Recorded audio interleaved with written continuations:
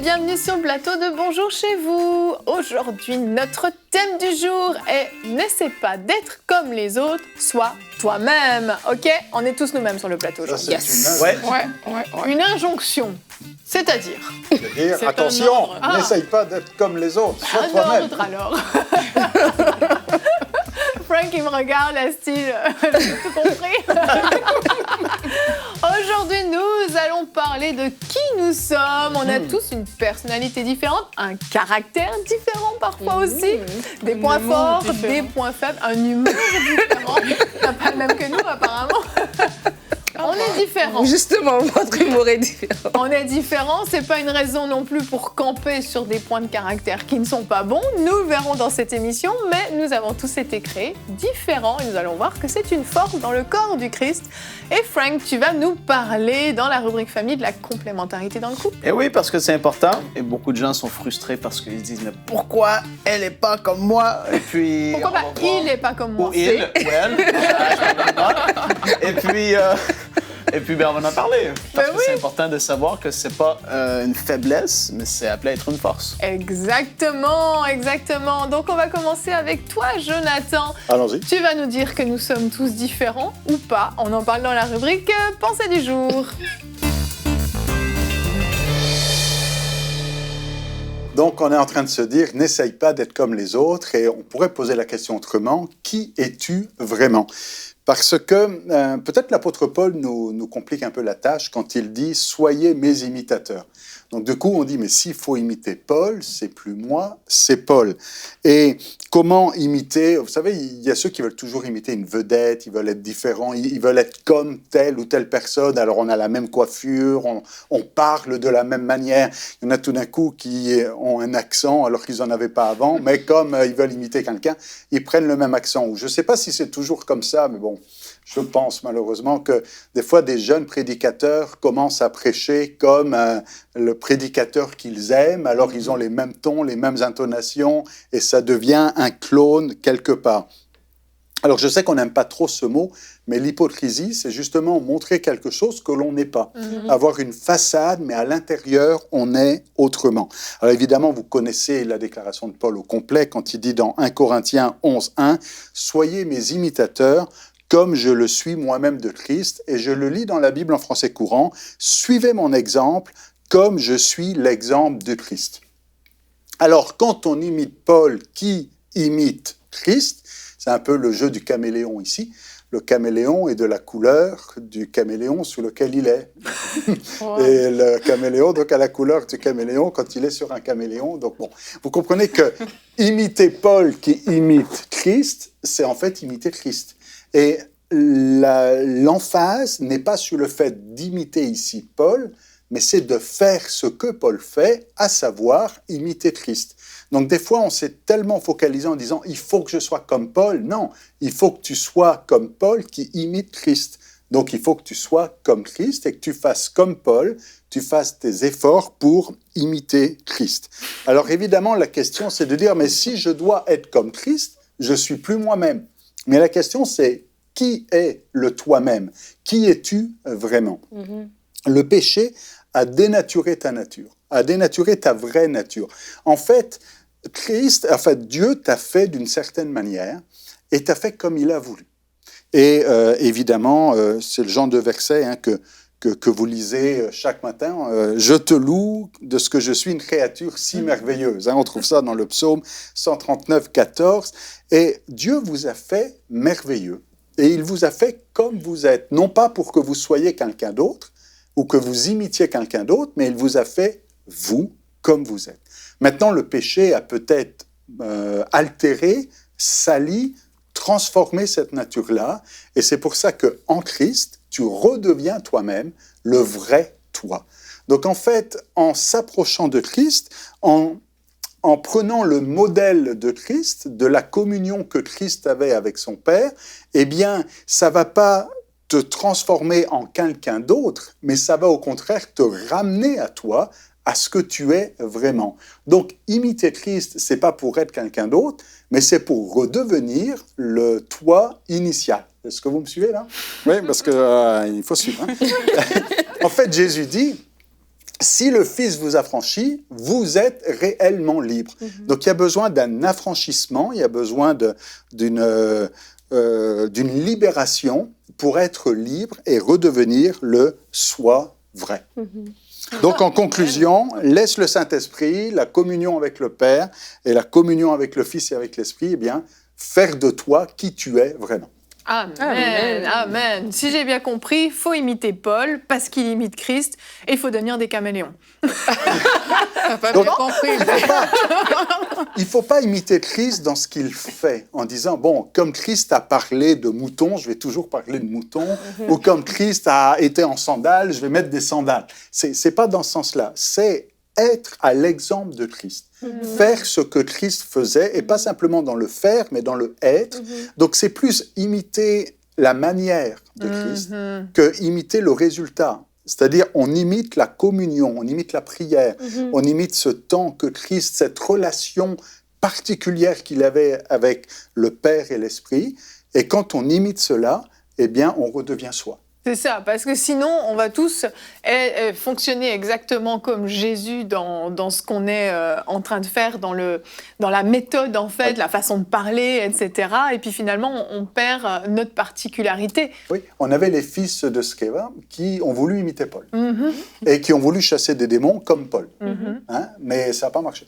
Ah, ils ont imité, ils avaient la belle phrase, ils avaient le bon ton, ils avaient peut-être les gestes, ils ont peut-être tout fait, mais c'est pas ça, imiter. Imiter, c'est la communion avec Dieu. Exactement. Et on voit qu'on est tous différents. Et puis, c'est une bonne chose d'être différent. Il n'y a rien de mal à ça. Au contraire, c'est vraiment un plus parce que notre personnalité va nous permettre de rejoindre des personnes qui sont peut-être similaires à nous. Et si on était tous identiques, si au moment où on venait au Seigneur, on devenait tous formatés complètement à l'identique dans notre personnalité, dans tous nos traits de qui on est, eh ben on serait tous des clones, comme tu le disais. Et finalement, on perdrait cette force. Ah oui. Parce que si on regarde notre verset du jour dans 1 Corinthiens 12 au verset 27, on voit qu'on nous parle du corps de Christ. Vous constituez ensemble un corps qui appartient au Christ et chacun de vous en particulier en est un membre en particulier. Donc on est tous différents. On n'a pas tous été créés de la même façon, on n'a pas tous reçu les mêmes dons, les mêmes talents, on en a déjà parlé dans des émissions, mais on n'a pas tous reçu non plus la même personnalité. Pour ceux qui ont des enfants, hein, on le voit, les mêmes parents, la même éducation, et c'est parfois deux enfants complètement différents au final. Et parce qu'on a des personnalités différentes et ce sont des richesses. Et Jonathan, tu nous parlais de modèles dans ta pensée du jour, d'imiter parfois même un peu trop nos modèles, mais finalement les modèles c'est pas une mauvaise chose, mais il faut pas devenir comme nos modèles. En fait, il ne faut pas imiter un modèle parce que le modèle ne sera jamais parfait. Si le modèle est terrestre, si le modèle est humain, si vous voulez imiter même un homme de Dieu, même une femme de Dieu, eh bien, ce n'est pas ça qu'il faut imiter. Il faut imiter sa relation avec Dieu, il faut imiter sa communion avec Dieu, mais pas la personne elle-même. Si votre modèle agit d'une certaine manière, mais si ce n'est pas vous, ce n'est pas vous. Il faut être soi. Donc, en fait, c'est le principe qu'on imite. Si quelqu'un a un accent suisse, ça peut être un homme de Dieu formidable avec un accent suisse, c'est pas pour ça qu'il faut prendre l'accent suisse. Non? Bah, moi, je trouve qu'on peut le prendre. Comprenez que l'onction n'est pas dans l'accent ou dans les gestes. Si quelqu'un fait des grands gestes, il ne faut pas forcément imiter. Ou des fois, il y en a qui font des pauses, ou il y en a qui sont très... Et on veut imiter ça. Non, ça c'est justement de la personnalité. Il faut être soi-même. Et quand on s'exprime, ben... Je veux dire, un bon moyen de voir si on est soi-même, c'est si on est différent quand on est en public ou quand on est en privé. Si quand en privé, la personne, elle parle d'une certaine manière et tout, puis dès qu'elle est en public, elle joue un jeu, c'est pas elle si elle joue un jeu. C'est de l'hypocrisie. Et voilà. Pour enfoncer le clou. Vas-y, enfonce. Aïe, aïe, aïe. Aïe, aïe. Mettons que je prends ma bague ici. Ah! Et puis moi, mon grand-père, il était bijoutier. Donc lui, il... C'est la bague de ton grand-père? faisait... Non, pas celle-ci. Mais j'ai des bijoux que mon grand-père avait fait lui-même, justement, et qu'il avait créé des moules pour avoir un certain bijou en particulier. Et les gens qui ne comprennent pas comment c'est fait, ben, il y avait à l'époque, c'était des moules qui étaient faits et ils coulaient l'or à l'intérieur et ça créait une bague, une montre, peu importe. Et puis mon père prêchait, justement, en fin de semaine, il avait dit, lorsque tu as été créé, Dieu a pris ton moule et il l'a cassé. En voulant dire qu'il n'y en aura plus un deuxième comme toi. Et justement, sois toi-même. Le moule qui t'a formé, il n'y en a pas un deuxième. Et c'est tellement important de le comprendre. C'est comme, Jonathan, qu'est-ce que tu as dit? C'est la réalité aujourd'hui. Les gens ne savent pas qui ils sont. Et ils cherchent à trouver qui ils sont au travers de ce qu'ils voient à la télé, au travers de ce qu'ils voient partout à droite à gauche. Ils essaient de « Ah, je vais être comme lui parce que lui, il semble avoir du succès, je vais essayer d'être comme lui. Je vais essayer de faire qu'est-ce que lui a fait pour avoir plein d'argent parce que... » Mais toi, tu es appelé à vivre... Ben, là, on parle évidemment de la chrétienté et d'être comme Dieu, comme Jonathan l'a dit, d'être à l'image de Jésus. Tu es appelé à être à l'image de Jésus. Et Jésus, dans son abandon aux choses de ce monde, on est appelé à être transformé comme ça. Moi, je parle d'une certaine façon, et Aurélie, elle parle de sa façon, comme Jonathan l'a dit. On est unique. Et c'est pour ça que je dis, je vais enfoncer le clou. Soyez vous-même, là où vous êtes. Si vous dites, mais être moi-même, c'est pas ce qu'il y a de plus génial. Non, c'est ce que tu penses dans ta tête. Parce que toi, comment tu es, ça va bénir tellement de personnes. Il y a des gens qui vont s'accrocher, oui, à comment toi tu es. Ils vont être touchés par qui tu es, par l'amour qui est là en toi. Et sois toi-même. Le moule a été brisé. Il n'y en a pas d'autres comme toi. Et justement, profite-en. Tu es unique dans qui tu es. C'est tellement puissant. Moi, je trouve c'est très, très puissant, en tout cas. Et Dieu ne fait pas les choses au hasard. C'est aussi ça que je retire de vos interventions. C'est que Dieu ne fait rien au hasard. S'il nous a donné un secret, s'il y a toutes ces choses en nous, c'est parce que c'est utile, en fait, pour le royaume de Dieu, parce qu'on a été créé vraiment avec des plans pour servir Dieu, des bonnes œuvres qu'il a préparées à l'avance, comme la Bible nous le dit. Et c'est pour accomplir ces œuvres-là, on est taillé sur mesure, en fait, pour ces œuvres-là. Mais refuser d'être soi-même pour embrasser une autre personne et tout, mais c'est comme si le vase ne voulait pas être conçu, disait au potier, non, tu m'as mal fabriqué, tu aurais dû polir un peu plus ce côté-là, tu aurais dû faire ci, tu aurais dû faire ça. Donc vraiment, c'est de réaliser que Dieu a déjà mis tout en nous, en fait, pour qu'on puisse œuvrer, pour qu'on puisse faire ce qu'il a prévu qu'on fasse sur la terre. Et quand on est soi-même, ben on se dispose. Vous voyez, c'est pour ça que dans l'intimité avec Dieu, ben, on va chercher, parce que le fait qu'on ne naît pas né de nouveau, il faut qu'on devienne né de nouveau. Ça a été ça un peu... comment on dit, ça a enlevé le vase. Si je prends l'image du vase, le vase n'est plus parfait. Donc du coup, quand on prend maintenant le pas, on dit ok, je vais aller dans la présence de Dieu, ça, on reconstruit comme ce vase. Ce vase redevient, il se remodèle pour accomplir les plans que Dieu a prévu qu'on accomplisse sur la terre. En d'autres termes, vous êtes formidable. Et maintenant, peut-être, oui, mais moi, je ne me sens pas comme ça. Ben, il y a peut-être des choses qui doivent être lavées, qui doivent être purifiées, mais ça, c'est en Christ. Quand on prend, par exemple, quand l'apôtre Paul parle de l'Église, il dit que Christ l'a purifiée, l'a lavée, en la sanctifiant, la purifiant, la lavant par l'eau de la parole, et pour qu'elle soit irréprochable. Et il la voit belle et sans tache. Et nous, des fois, on a tendance à dire, bah oui, mais moi, je suis pas comme ça, j'ai des défauts et tout. Mais oui, il y a peut-être des défauts parce que il y a le péché est là où il y a des choses qui devraient pas être là. Mais si tu laisses Christ et l'œuvre de Christ et la sanctification être là dans ta vie, eh bien, en étant toi-même, tu es déjà quelqu'un de formidable. Je sais qu'on a de la neige actuellement dans le coin, là. Je sais pas s'il y a de la neige chez vous, là, mais on m'a dit que, j'ai jamais vérifié, qu'aucun flocon de neige n'est identique. Franchement, moi, si j'avais fabriqué de la neige, j'aurais mis tous les flocons pareils. Ben oui, c'est clair. Mais Dieu, lui, fait des flocons. Il n'y en a pas un pareil. Il y en a des flocons sur la montagne, là, il y a quelques flocons. Et il n'y en a pas un pareil. Et de la même manière, les êtres humains, il n'y en a pas un pareil. Ce n'est pas pour qu'on devienne tous pareils, c'est pour qu'on reste qui on est. Et même plus fort que ça encore aussi, c'est si on dit que comment on est, c'est pas correct, on fait que Dieu s'est trompé en nous faisant comme ça. Et ça, c'est pas correct. On doit pas faire... Dieu nous a créés comme on est, parce qu'il savait qui on devait toucher, rejoindre. Il nous a mis où ce qu'on est parce qu'on a une mission particulière. Il m'a fait naître où ce que je suis né. Dieu se trompe pas dans ses calculs. C'est vrai. Et on est comme on est parce que Dieu l'a voulu ainsi. Puis s'il l'a voulu, c'est parce que c'est raison. Exactement. Et si je regarde juste sur le plateau de Bonjour chez vous, si je vous réunissais tous les chroniqueurs sur ce plateau... Oh, il y a les plus beaux ici, là, déjà. C'est vrai, c'est vrai. Bon, on mettrait le deuxième rang. On est tous complètement différents. Ouais. Et vous, téléspectateurs, vous nous écoutez, vous êtes peut-être plus attachés par Frank, peut-être plus par Jonathan, par Aurélie, par Nadine, etc., etc. Parce qu'on a des personnalités différentes et on touche des points différents, on a des sensibilités différentes. Et tout ça, c'est une richesse dans le corps du Christ. Et Dieu l'a voulu ainsi. Et on avait Yanis Gauthier qui est venu sur le plateau il y a quelques semaines. Lui, on sait de quel milieu il vient. Qu'est-ce qui lui donne accès auprès des prisonniers? Parce que lui-même a été prisonnier. Il a su ce que c'était. Il n'est pas devenu un formaté complètement, le modèle du petit chrétien, tac, tac, tac. Et les gens seraient là, mais de quoi tu parles? T'es qui? Même ton langage, je ne comprends pas ce que tu dis. Il sait comment les rejoindre parce qu'il les connaît, parce qu'il a été comme eux. Et tout ça, c'est des traits de notre personnalité que Dieu a voulu en nous. Et si on passe notre temps à lutter contre ça, finalement, c'est comme vous le disiez, dire à Dieu, bah, tu t'es trompé, tu m'as mal créé. Donc on n'est pas tous des Anne, on n'est pas tous des Jérémie, Annabelle, Nadine, etc. On est tous différents. Je peux dire Michael aussi, il ne faut pas l'oublier. Ok, Michael aussi. Mais je pense sincèrement que vous devriez être tous comme Michael. Bon, après, ça, c'est mon opinion personnelle. Jonathan, pour conclure cette discussion, le bon modèle, c'est qui? Ben, le bon modèle, c'est Christ. Bravo. Et il ne faut pas oublier que dans le mot chrétien, c'est celui qui ressemble à Christ. C'est ça.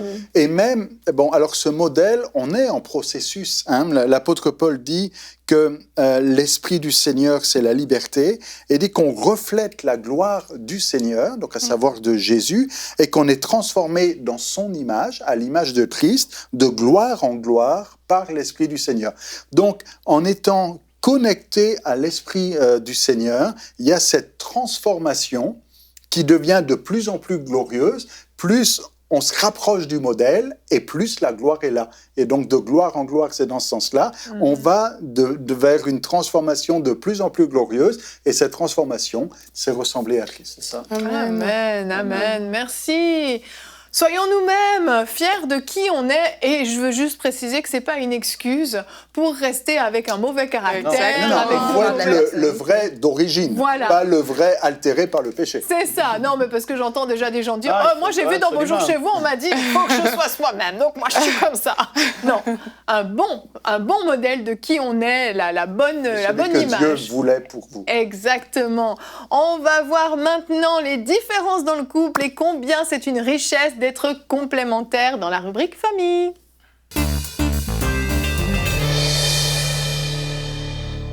Frank Poulain, je t'ai demandé de faire cette rubrique, tu ne le sais pas, mais parce que je trouve que dans votre couple, vous êtes différents et très complémentaires. Ah oui, on est différents. Oui. Il va falloir inviter sa femme pour qu'on puisse comparer. là. J'ai failli apporter une photo aujourd'hui Oh, de bah, la merveilleuse Nadia. Wow. Oh, Et non, de mais mes garçons, mais Oui, oui. prochaine fois. J'ai dit une prochaine fois. Ah oui, la prochaine fois, il le faut, parce qu'on en parle souvent de Nadia. Mais c'est vrai, vous êtes différents tous les deux. Ils n'ont pas le même nom. Vous êtes différents, ça. Oui, on est différents. Vous êtes différents, mais vous êtes un couple qui... qui marche super bien, vous êtes super complémentaires. Et je trouvais que tu étais la bonne personne pour parler de Ah ça. ben, merci beaucoup.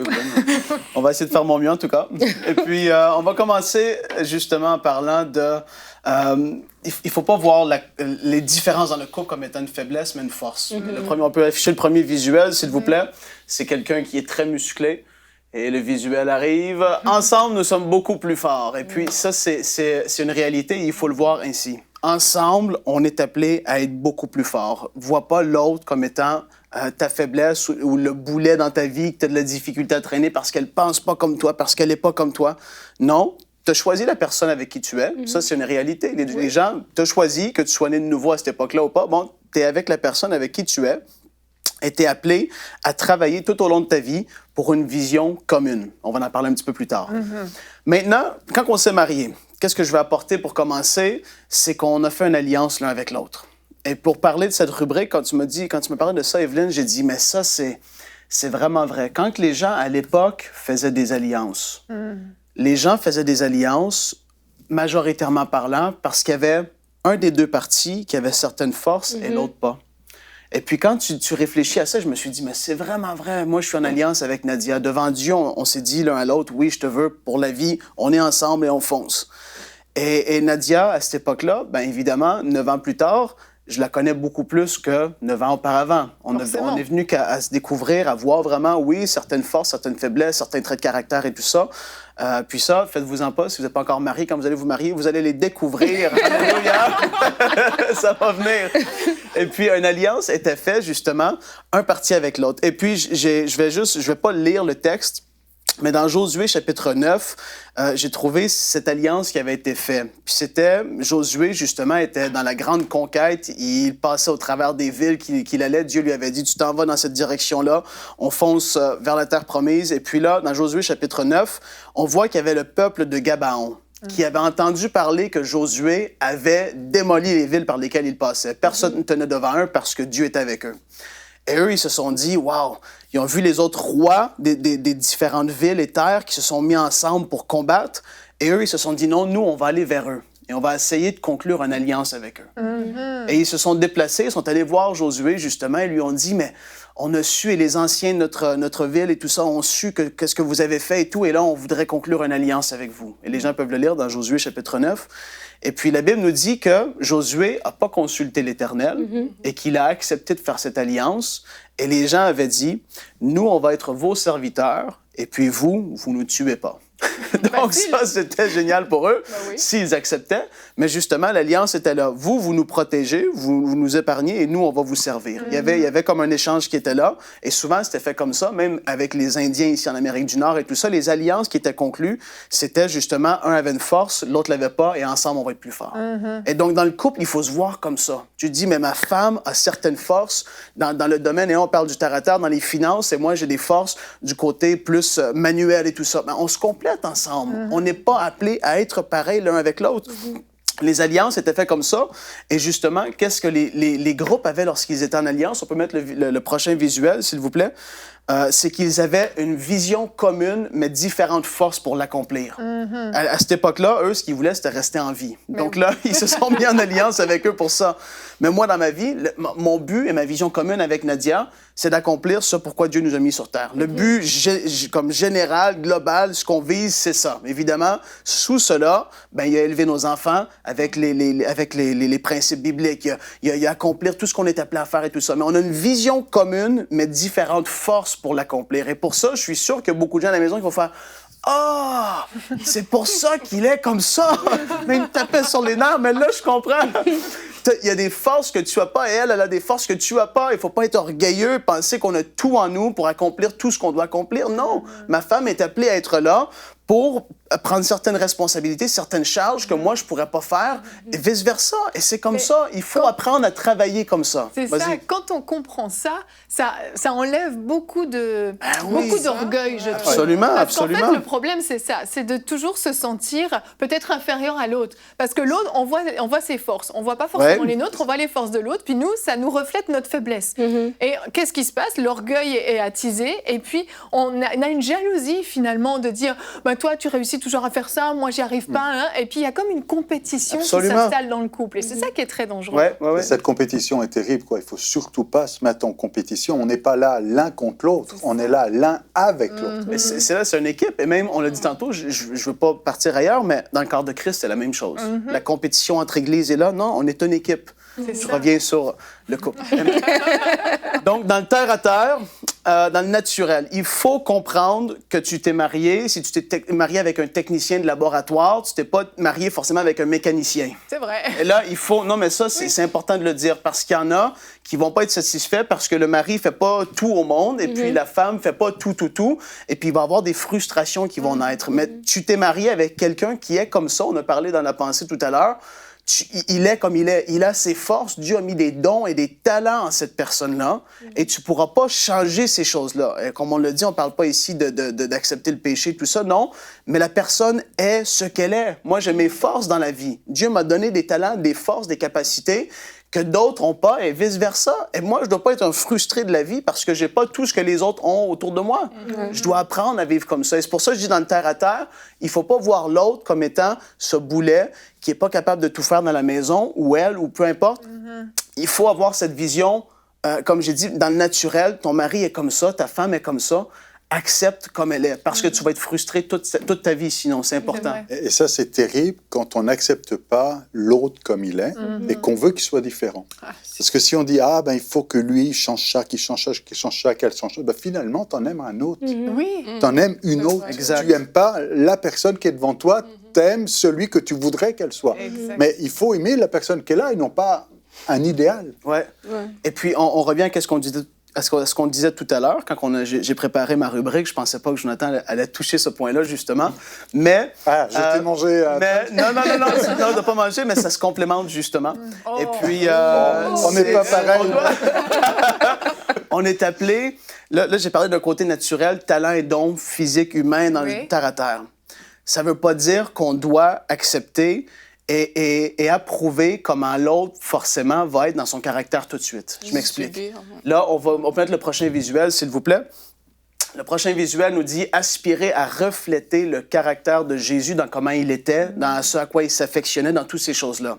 Là, je parle majoritairement des couples qui sont chrétiens et nouveaux, je crois. Oui. Et puis, si ton mari est d'une certaine façon, s'il est colérique, prie pour ton mari. Ça, t'es pas à le confronter toujours et à dire « change », ça, c'est pas la bonne façon de le faire. Mais, comment il est, ses forces naturelles, l'un et l'autre vis-à-vis de l'autre. Moi et Nadia, personnellement, on se parle et puis on peut comme se parler l'un vis-à-vis de l'autre et on a ce droit de parole-là dans nos vies. Si on n'a pas ce droit-là, on est mari et femme, je veux dire, qui va pouvoir parler dans notre vie? Oui. Mais moi, si je lui dis, je vois quelque chose en elle, je peux lui dire toute seule, pas devant les enfants, mais tel truc, peut-être essayer de travailler ça et vice-versa pour moi aussi. Ben, toi, t'as réagi de cette façon-là. Ah ouais, c'est vrai. Et puis là, on est appelé à être transformé à l'image de Jésus dans notre attitude, dans notre communion avec lui, à tous ces domaines-là, à tous ces aspects-là. Ça, je voulais juste l'apporter. Ton mari, ta femme est d'une certaine façon dans la vie, elle a des forces, des talents, mais tous les deux, vous êtes appelés à être transformés tout au long de votre vie. Ça, c'est un parcours qui ne finit jamais, comme la sanctification, ça ne finit jamais. Jusqu'à ta mort, tu es appelé à être transformé en la même image. Oui. Ça, c'est très important de le comprendre.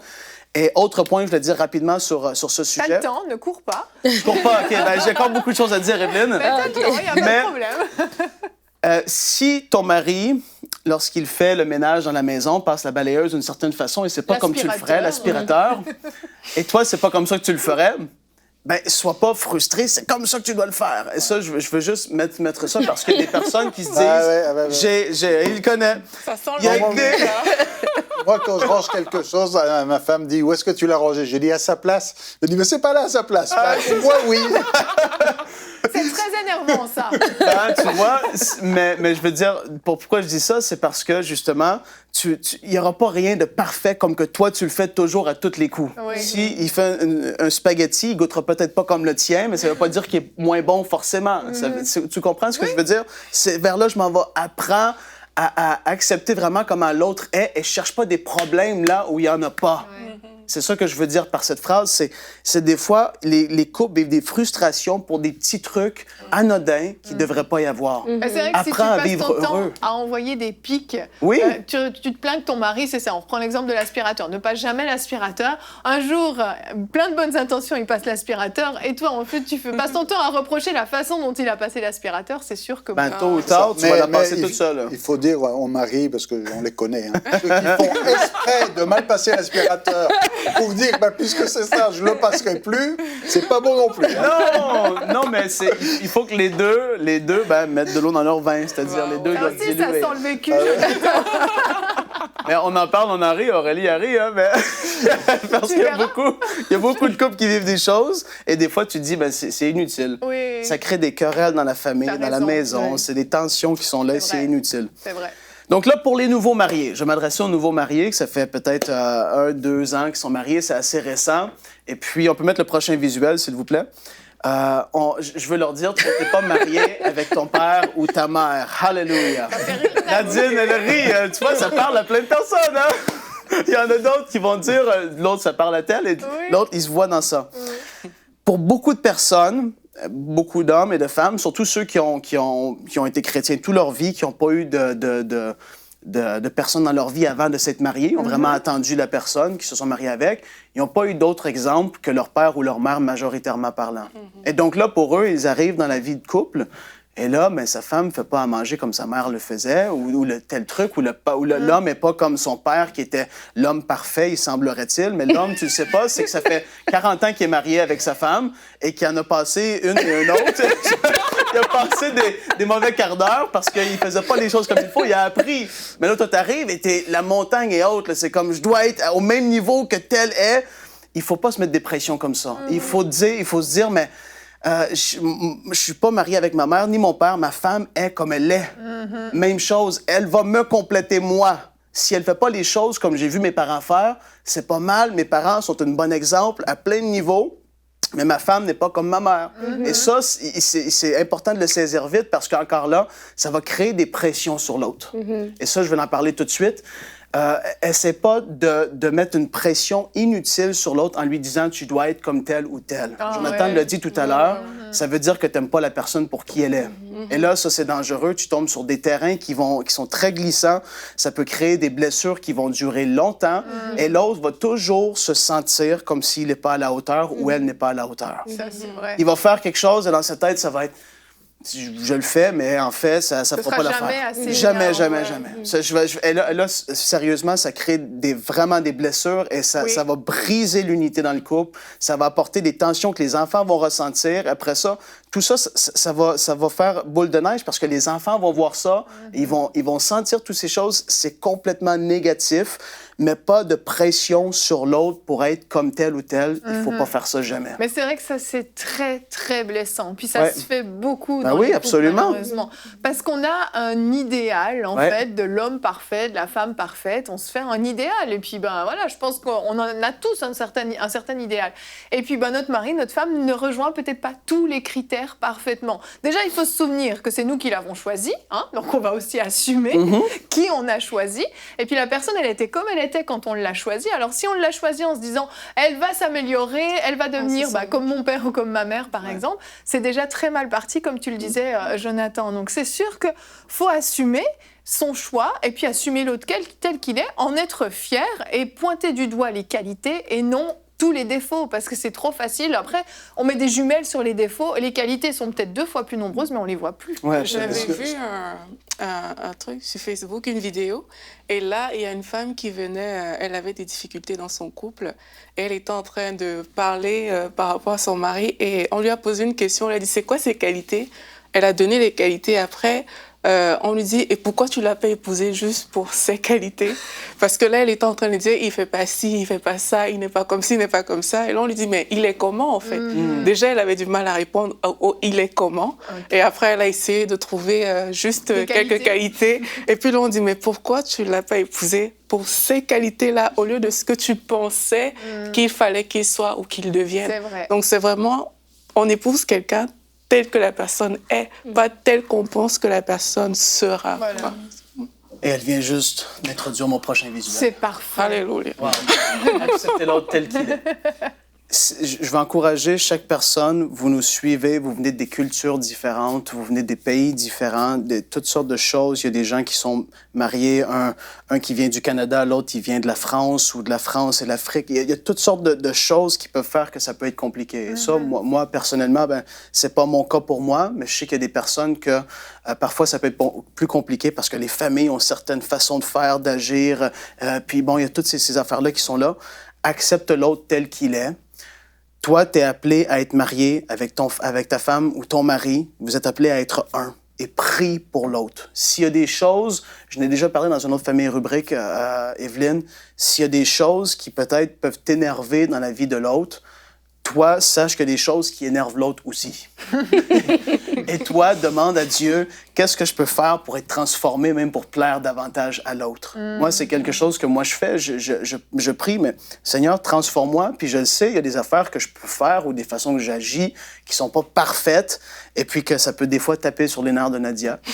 Mais je demande au Seigneur, aide-moi. Et maintenant, des fois, tu es sur le point de faire quelque chose et ça vient. Non, fais pas ça parce que tu sais que ça passera pas. Et là, tu vois, oui, c'est vraiment vrai. Prie pour l'autre. Je veux t'inviter, prie pour l'autre parce que la vie va être longue à être marié avec quelqu'un que tu apprécies pas. Prie pour l'autre et prie pour toi-même. Et pour toi-même aussi. Parce que vraiment, je tiens à le dire, c'est vraiment vrai. Tu es appelé à être toute la vie avec cette personne-là. fais que ça soit le plus agréable possible. Que ce soit une vie qui soit remplie de joie, d'amour, de paix, toutes ces choses-là, c'est super important. Pour les célibataires, dernier point, ne cherche pas à trouver la personne qui est exactement comme toi. Il n'y a personne qui est comme toi, justement. Je veux revenir sur mon point du tout début parce qu'il y a beaucoup de personnes qui... et puis c'est vrai, aujourd'hui, nous, on n'a pas forcément cette mentalité-là d'alliance. On comprend moins ce principe-là. Oui. Mais Dieu fonctionne vraiment comme ça par des alliances. Et puis vraiment, comme je l'ai dit, tu dois avoir quelqu'un à tes côtés qui va être fort là où est-ce que tu es faible. Jonathan et Anne ont vécu toutes sortes d'histoires. On a déjà entendu des affaires qu'ils ont vécues. Ils sont partis de la France, ils ont voyagé, ils sont venus au Canada. Et je suis sûr qu'un avait des faiblesses que l'autre n'avait pas et vice-versa. Ils ont pu se soutenir ensemble. Ensemble, on est fort. Amen. Quand l'autre... Ah, c'est difficile, c'est une saison qui est pas facile, l'autre va être fort pour l'autre. Et quand c'est difficile avec les enfants, moi, je le vis, des fois, on arrive à la maison et puis l'autre a été toute la journée avec nos deux petits garçons qui bougent et tout ça. Et là, tu arrives et tu dis, ah, l'autre, ça fait un bout qu'elle est toute seule avec les deux, là, moi, je vais prendre le dessus, je viens et je prends c'est juste au terre à terre. Toi, t'arrives et t'es tout frais. Non, c'est vrai, t'es tout frais, toi. Et puis l'autre, ben, il est arrivé des petits trucs et des petites affaires. Et puis l'autre, toi, t'arrives et puis là, c'est ça. Et toi, t'es là, la paix, là, parce que t'as pas rien vécu. Mais pourquoi vous vous énervez, là? Et puis t'as tout vu ça. Evelyne a fait des petits yeux. C'est vrai, des fois t'arrives et puis bon. Je repense à certaines expériences que t'as vécues. Hein? Ah, j'ai eu des journées des fois tellement horribles avec les enfants à la maison. Mais la différence, c'est que mon mari avait le chic pour arriver après la tempête. Ouais, c'est ça. Il arrive et tout est tranquille. Moi, je suis assise sur le canapé. Ce qui s'est passé, c'est que ça fait 30 secondes que je me suis assise sur le canapé. Ah, t'as relaxé aujourd'hui? C'est ça. C'est bien. Je pense qu'il avait un détecteur à tempête terminé. Aïe, aïe, aïe. Ben, c'est ça, on est appelés à être là l'un pour l'autre. Regardez-les pas comme vraiment des défauts. Ce n'est pas des défauts. Si le caractère, les talents, les dons sont pas comme ça, c'est parce que Dieu veut les utiliser d'une certaine façon. Oui. Et dans votre destinée commune, dans ce que vous avez à faire, la vision qui est là, la vision commune, vous allez ensemble être forts, vraiment. Vous allez avancer, oui, c'est vrai, de gloire en gloire. Et puis, ne vous tapez pas sur les nerfs. Aimez-vous, soyez dans la joie, dans la paix, vivez longtemps. Moi, c'est ça que je veux faire. Moi, je veux vivre longtemps avec Nadia, être dans la joie et vivre des choses extraordinaires, exceptionnelles. Même si on n'est pas parfait, on aspire à être transformé à l'image de Jésus, puis on va de gloire en gloire, puis on vit des choses merveilleuses, extraordinaires ensemble. C'est comme ça on est appelé à être. Amen. Il va y avoir des petites tempêtes, mais on passe par-dessus, puis on fonce. Amen, amen. La complémentarité dans le couple, quand on découvre que nos différences sont une force, c'est vraiment une richesse. Ça nous amène à un autre niveau. Dans le texte de Josué, justement, quand il a su par la suite, parce qu'il n'avait pas consulté Dieu quand il avait fait cette alliance, il a su par la suite que le peuple était juste à côté, ben, il avait fait l'alliance, il ne pouvait plus revenir. C'est ça. Et c'est ça, quand tu découvres les différences dans ton couple, ce n'est pas une occasion pour dire, ben, je lâche prise et je sors de ça. Et des fois, il y a des gens qui vont se justifier à cause de ces différences pour dire que nous ne sommes pas compatibles. Oui. Et donc, parce qu'il y a un manque de compatibilité, c'est une raison pour aller ailleurs. Mais c'est pas vrai, parce que comme tu as dit, l'alliance, elle était déjà prise, cette alliance-là. Et Dieu honore cette alliance-là. Et quand tu dis, quand tu te rends compte que ben, nos différences sont des forces, et peut-être aujourd'hui, je ne vois pas cette force, cette différence qui est une force, mais plus tard, elle va se révéler. Si je prends l'exemple de Jonathan et Anne, exemple, si par exemple Anne était, je ne sais pas, je donne un exemple, si par exemple Anne était une personne plus organisée dans l'administratif, par exemple, sur le coup, peut-être, ça paraissait pas, OK, est-ce que c'est une force ou pas? Mais quand il faut déménager, il faut changer de pays, il faut aller s'inscrire les enfants dans une nouvelle école, il faut faire tout ce tralala administratif, il y a des gens, ils ont 2-3 papiers, ils sont perdus. Mais il y a des gens qui sont capables de faire le suivi. OK, il faut appeler telle place, telle place, telle place. Une chose que tu n'avais pas remarquée dans une saison de ton mariage, dans l'autre saison, elle se révèle. Donc, c'est vraiment important de dire, Seigneur, je vois des différences, comme tu as parlé aux couples qui ont 2-3 ans, ça me frustre, nanana, je ne veux pas me frustrer pour ne pas créer des blessures, je viens vers toi. Et plus tard, ces différences-là se révèlent comme des forces, que c'est dans les années que tu te rends compte que, hey, on s'était chamaillé pour des bêtises, que 5 ans plus tard, tu te rends compte que ces choses-là, c'est ça qui est cette force que tu n'avais pas. Et ça, c'est vraiment important. Dieu honore l'alliance. Dieu honore l'alliance. Si nous ne l'honorons pas parce qu'on regarde avec nos yeux humains, Dieu honore cette alliance-là et voilà. Mais c'était merveilleux, Nadine. Super, Nadine. C'était merveilleux, petit point de fin, vraiment merveilleux. Merci Frank pour cette rubrique. Je Ça fait savais plaisir. que tu étais l'homme de la situation. J'espère que je l'ai été. Tu l'as été. Je suis sûre qu'à la maison, vous avez été bénis. Vous pouvez réécouter cette rubrique parce que c'était plein de pépites d'or et vous n'avez peut-être pas eu le temps de tout assimiler. Donc, je vous rappelle qu'on est disponible en replay sur le site emcitv.com et nous allons nous retrouver demain. Notre thème sera « Méfie-toi des richesses que le monde offre ». Et nous aurons une rubrique famille avec Anne sur le Sadhu Sundar Singh, c'est ça, je l'ai bien dit. C'est ça. Famille? Flashback, pardon, excusez-moi. Merci Jonathan. Une rubrique flashback, la famille c'est fini. On passe à flashback, vous allez voir une rubrique très intéressante. Si vous ne savez pas qui c'est, croyez-moi, c'est quelqu'un qui vaut la peine d'être connu, un merveilleux modèle C'est quoi son nom de encore? Christ. Sadhu Sundar Singh. Ah, c'est bon, tu l'as eu. Allez, bonjour chez vous.